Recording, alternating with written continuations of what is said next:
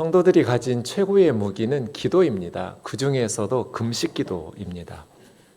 우리가 가진 최고의 힘과 무기는 경제력이나 지식이나 지위가 아닙니다. 하나님 앞에 기도하는 것이고 그 중에서도 금식하면서 기도하는 것이 성도들이 가진 가장 강력한 무기입니다.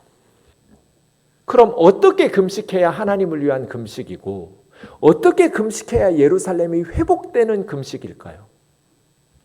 그것이 오늘 본문입니다. 9절 10절에 보면 네 가지로 말씀하고 있습니다. 스가랴 선지자를 통해서 하나님께서는 옛날 조상들에게 주었던 교훈을 반복하고 있습니다. 만군의 여호와가 이같이 말하여 이르시기를 너희는 진실한 재판을 행하며 서로 인애와 긍휼, 사랑과 긍휼을 베풀며 고아와 과부, 외국인 노동자와 같은 나그네와 또 궁핍한 자들을 압제하지 않고 그리고 서로를 악을 행하면서 해하려고 마음으로 도모하지 않는 것. 이게 진짜 예루살렘이 회복되는 방법이에요. 이것이 진짜 금식한 사람들이 하나님을 위해서 금식하면 이렇게 살게 될 거예요. 금식했다고 저절로 예루살렘이 회복되고 저절로 이스라엘이 부강해지는 것이 아니라 너희가 금식했으면 진실한 재판을 행하고 그래서 억울한 사람이 없고 인애와 긍휼을 베풀고 과부, 고아, 나그네, 궁핍한 자들을 압제하면서 착취하지 않고 서로를 악을 행하면서 해하려고 생각하지 않고 도모하지 않는 것. 그래야 하나님께서 복을 주셔서 예루살렘을 회복시키시죠. 금식했다고 해서 삶은 변하지 않는데 예루살렘이 하나님의 복을 받을 수는 없잖아요. 그런데 조상들이 듣기를 싫어했어요. 하나님의 말씀 듣기를 싫어하고 등을 돌리고 귀를 틀어 막아요. 참 선지자들의 메시지는 들으려고 하지 않고 그냥 샬롬 축복을 외치는 거짓 선지자들의 말만 들었어요. 회개를 촉구하는 참된 선지자들의 하나님의 말씀은 듣기를 싫어해서 등 돌리고 귀 틀어 막았어요.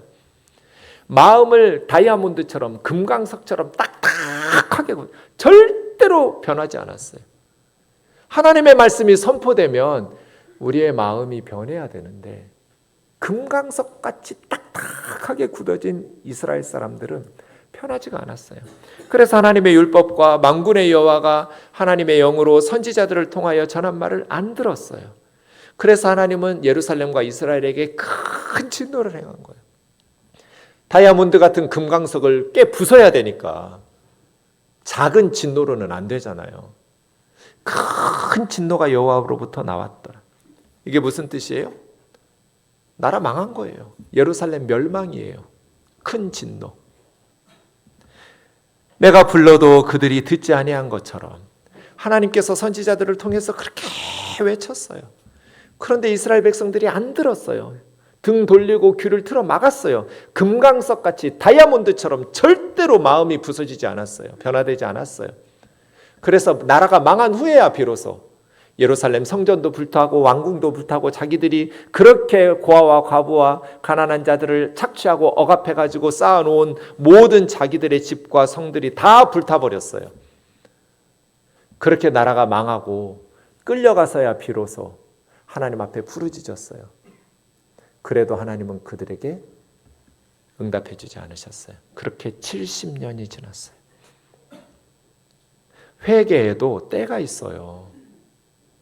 하나님이 부르실 때 듣고 회개하지 않으면 이제 망한 후에 우리가 하나님 앞에 부르짖어도 하나님이 안 들으신대잖아요. 내가 불러도 그들이 듣지 않아서 그들이 불러도 내가 듣지 아니하리라. 그렇게 이스라엘 백성들은 노예로 포로로 끌려가서 70년 살다 돌아왔어요. 내가 그들을 바람으로 불어 알지 못하던 여러 나라에 흩었느니라. 나라 망했어요. 금강석 같은 마음이 안 깨지니까 하나님께서 큰 진노로 예루살렘의 이스라엘 백성들의 멸망을 통해서 금강석을 깨뜨리시는 거예요. 금식을 왜 해요, 여러분? 우리가 하나님 기뻐하시는 삶을 위해서 하는 거잖아요. 근데 이것은 조상들만의 얘기가 아니거든요. 우리 얘기이기도 해요. 13절 다시 보시면 시제가 박혀요. 13절이 과거형이었어요. 그 조상들에게 말씀하신 것이 이제는 미래형으로, 내가 불러도 그들이 이스라엘의 조상들이에요. 듣지 않았다. 여기는 완료형, 과거형이에요. 그런데 그들이 불러도 내가 듣지 아니하리라. 이것은 미완료형, 미래형이에요. 그러니까 조상들만의 얘기가 아니란 뜻이에요. 지금 스가랴 시대의 사람들의 이야기이고 지금 우리들에게도 동일하다는 거예요. 13절의 시제 변화는. 과거의 이스라엘 백성들만의 문제가 아니라 지금 현재 우리들의 문제이기도 해요. 우리가 하나님의 말씀을 듣지 않으면 우리가 부를 때 하나님께서도 듣지 아니하시리라는 거예요. 그래서예요. 금식은 하나님이 기뻐하시는 삶을 살기 위해서 금식해요. 그래서 진정한 금식은 하나님 말씀에 순종하는 경건한 삶으로 나타나야 된다. 형식적인 신앙, 습관적인 신앙은 두 가지가 없어요. 맞춰보세요. 형식적으로 신앙생활하는 사람들은 무엇과 무엇이 없을까요?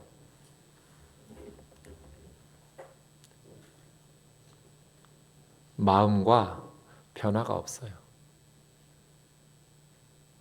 습관적인 신앙인들, 형식적인 신앙인들은 마음이 없어요. 그러니까 변화가 없어요. 바리새인들에게 예수님 뭐라고 말씀하시냐면 너희 속에 하나님을 사랑하는 것이 없다는 것을 내가 깨달았다. 이렇게 말씀하세요. 바리새인들은 일주일에 이틀씩 금식했어요. 월요일, 목요일. 11조 철저히 갖다 바쳤어요. 열심히 기도하고 열심히 헌신했어요. 예수님 시대에 순교당한 바리새인들이 수천 명이에요.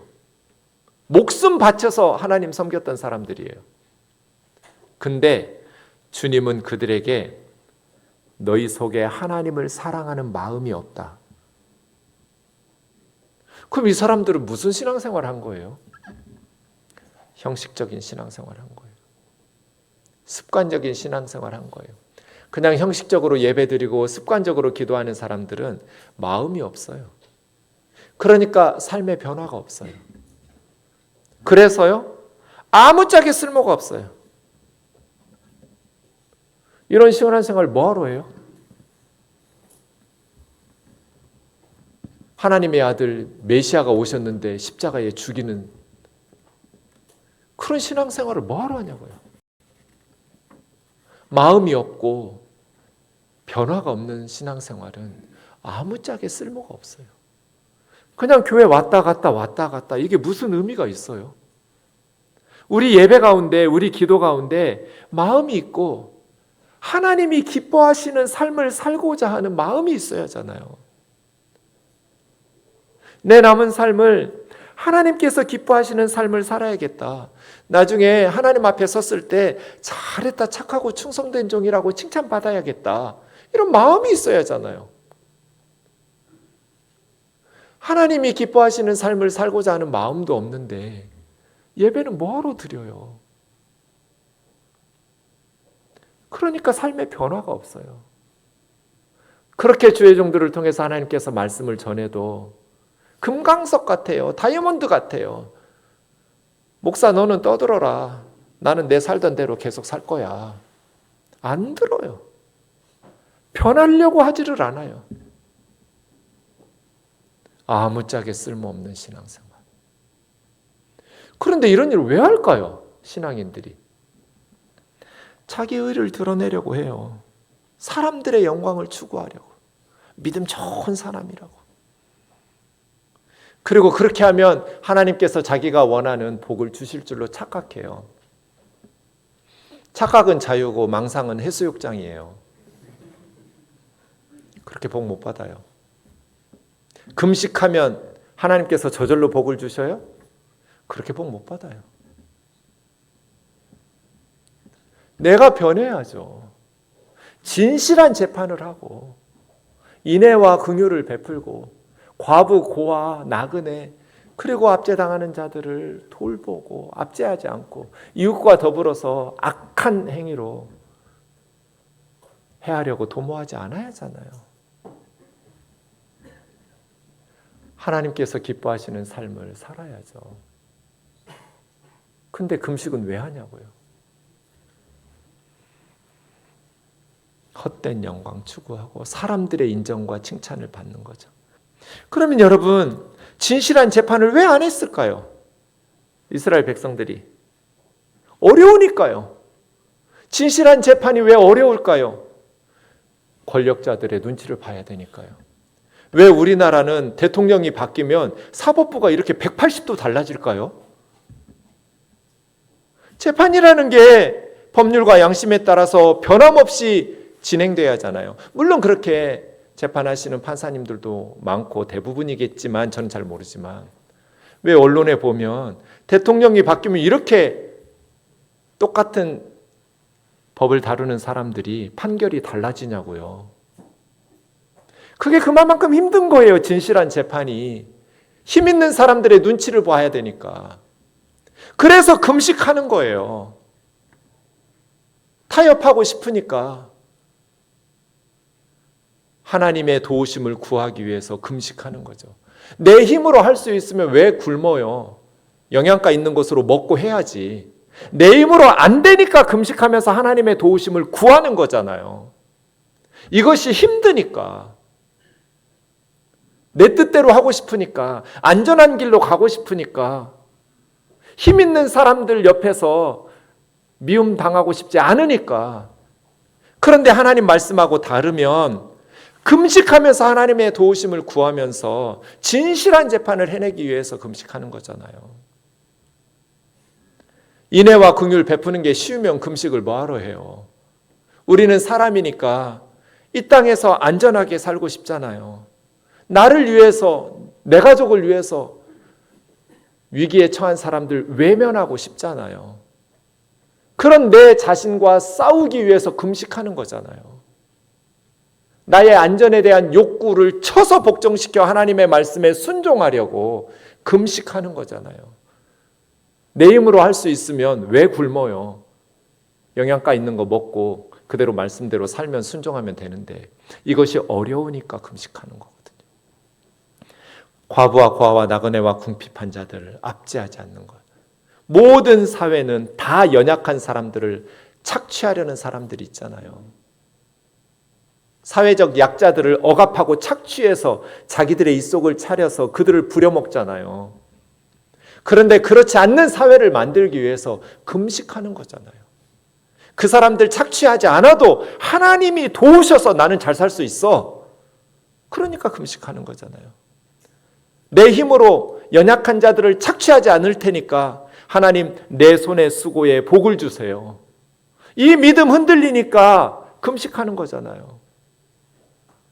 서로 해하려고 마음을 왜 도모해요?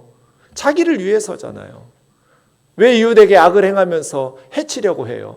왜 그런 악한 생각들을 해요? 왜 사기치고 왜 보이스피싱하고 왜 그렇게 악하게 살아요? 불안하고 두려우니까 편하게 성공하려고 그런 악을 도모하는 거잖아요.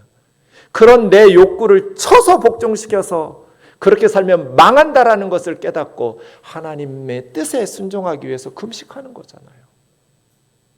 금식을 했느냐 안 했느냐 그게 중요한 게 아니다. 너희가 정말 금식하고 변화됐냐는 거예요. 예루살렘이. 서울이 변화됐는가? 대한민국이 변화되었는가? 교회가 이렇게 많은데 너희가 금식했으면 진실한 재판을 해야지. 인애와 긍휼을 베풀어야지. 과부와 고아와 나그네와 궁핍한 자들을 마음 편하게 살 수 있게 해야지. 이웃을 해하려고 악을 도모하지 말아야지. 그래야 예루살렘이 회복되고 그래야 하나님께서 복을 주시지 않겠어요? 금식은 수단이에요. 그 자체가 목적이어서 그거 하면 하나님이 저절로 기계적으로 복을 주시는 그런 게 아니에요. 너희가 진정한 금식을 했느냐? 이렇게 설교하고 나면 꼭 이런 질문을 해요. 그래서 금식을 해요, 말아요?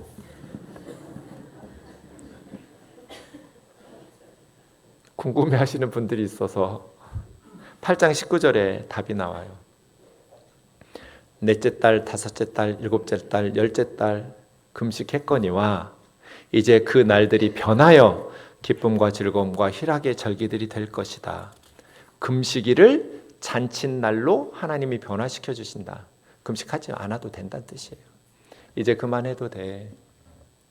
근데 예루살렘이 금식하던 날들이 잔칫날로 변화되려면 진리와 화평을 사랑해야 돼요. 진리를 강조하면 화평이 깨져요.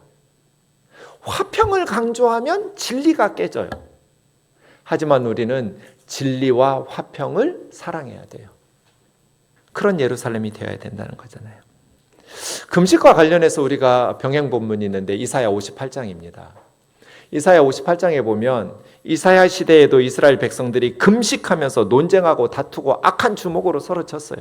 참 금식하면서 주먹 날리면서 싸우는 거예요.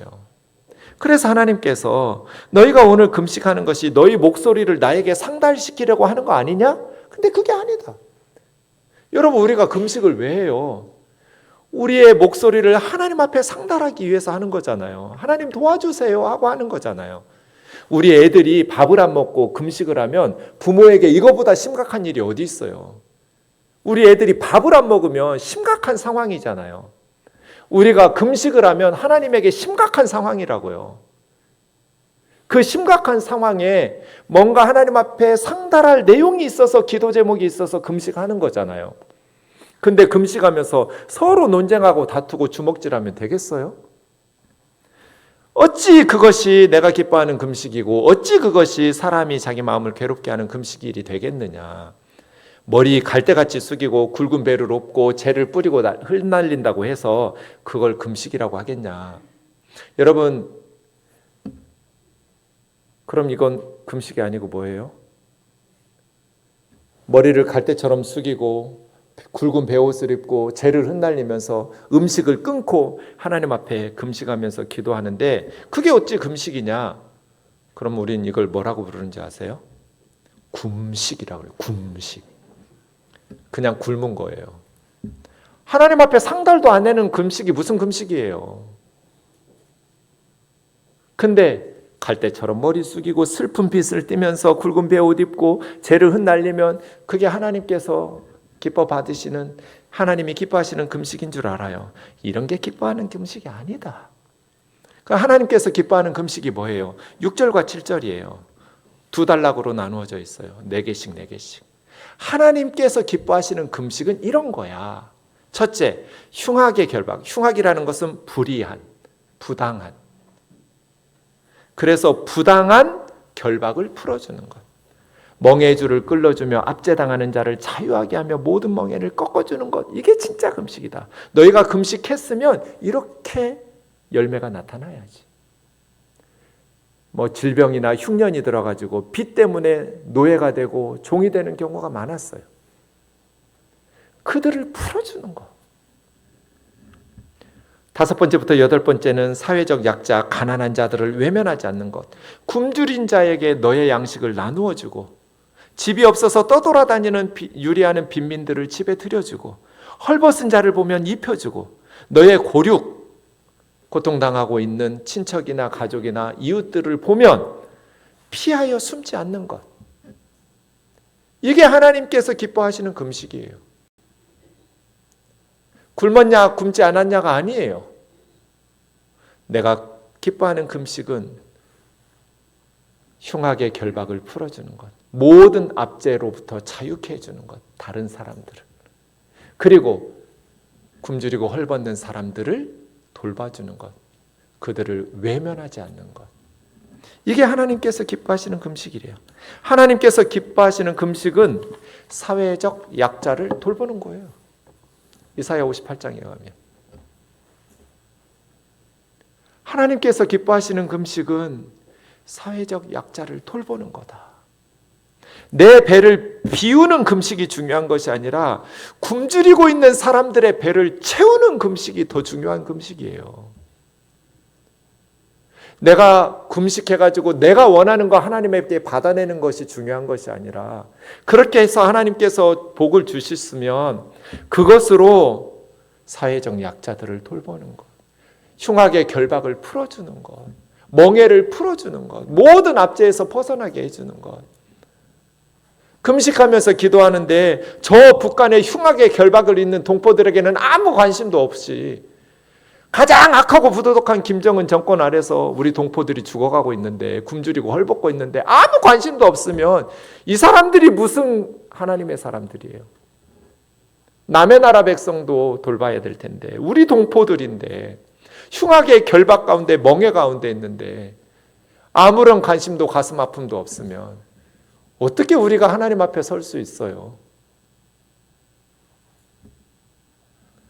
내 배를 비우는 금식보다 굶주리는 사람들의 배를 채워주는 금식이 중요하다고 말씀하시고 계시잖아요. 내가 기뻐하는 금식은 이런 거다. 금식했으니까 이렇게 살아야죠. 그리하면 8절부터는 진짜 성경에서 제일 부러운 하나님의 복이 나와요. 진짜 최고의 축복이에요. 그리하면은 뭐예요? 하나님께서 기뻐하는 금식을 하면, 너희가 그렇게 기뻐하는, 내가 기뻐하는 금식을 하면 너희 빛이 새벽빛같이 비칠 것이다. 어둠을 몰아내는 새벽의 빛, 추위를 몰아내는 따뜻한 빛이 너희의 빛이 비칠 것이다. 너희의 치유가 급속할 것이다. 다른 사람을 돌보면 너희의 질병이 고쳐질 것이다. 너의 공의가 네 앞에서 행할 것이다. 너의 의로움이 드러날 거라는 거잖아요. 가짜 뉴스로 너를 억울하게 했던 그 모든 억울함이, 원수들의 거짓이 다 폭로되면서 너의 공의가 네 앞에서 드러나게 될 것이다. 여호와의 영광이 내 뒤에서 호위할 것이다. 하나님께서 보호병이 되어서 우리를 호위해 주신대요. 내가 부를 때 나 여호와가 응답하겠고, 내가 부르짖을 때 내가 여기 있다 하리라. 하나님하고 한 라인이 개통되는 거잖아요. 직통전화가 개통되는 거예요. 네가 부를 때 내가 응답하겠고, 네가 부르짖을 때 내가 여기 있다. 뭐 하면? 내가 기뻐하는 금식을 하면. 만일 내가 너희 중에서 멍에와 손가락질과 허망한 말을 제하여 버리고 악을 버리고 연약한 자들을 돌보면, 굶주린 자에게 심정이 통하고 마음이 통해야죠. 굶주리는 사람, 헐벗는 사람을 보면, 괴로워하는 자의 심정을 만족하게 하면 너의 빛이 흑암 중에서 떠올라 내 어둠이 대낮같이 밝아질 것이다. 여호와가 너를 항상 인도하여 메마른 곳에서도 너의 영혼은 만족하게 하고 너의 뼈도 견고하게 되고 너는 물된 동산, 물이 끊어지지 않는 마르지 않는 샘 같을 것이다. 그래서 항상 푸르른 삶을 살게 될 것이다. 항상 생기 넘치는 삶을 살게 될 것이다. 이런 걸 뭐라고 그래요? 되로 주고 말로 받는다고 그래요. 우리가 하나님 앞에 되로 주고 말로 받아요. 하나님께 물된 동산 같고. 왜요? 하나님이 항상 함께 하시고 인도하시니까요. 우리만 복 받는 게 아니에요. 우리 자손들도 마찬가지예요. 너에게서 날짜들이 오래 황폐된 곳들을 다시 세우고 역대 파괴된 기초를 다시 쌓고 무너진 데를 보수하는 자, 길을 수축하여 사람들이 거주할 곳이 되게 하는 자. 한국 교회가 무너지고 있는 것 같지만 우리 우면동 교회가 그렇게 하나님 앞에서 바르게 마음이 그리고 삶이 변화되기 시작하면 하나님은 우리를 통해서 파괴된 기초를 다시 쌓고 무너진 데를 다시 수축하는 공동체로 쓰실 줄 믿습니다.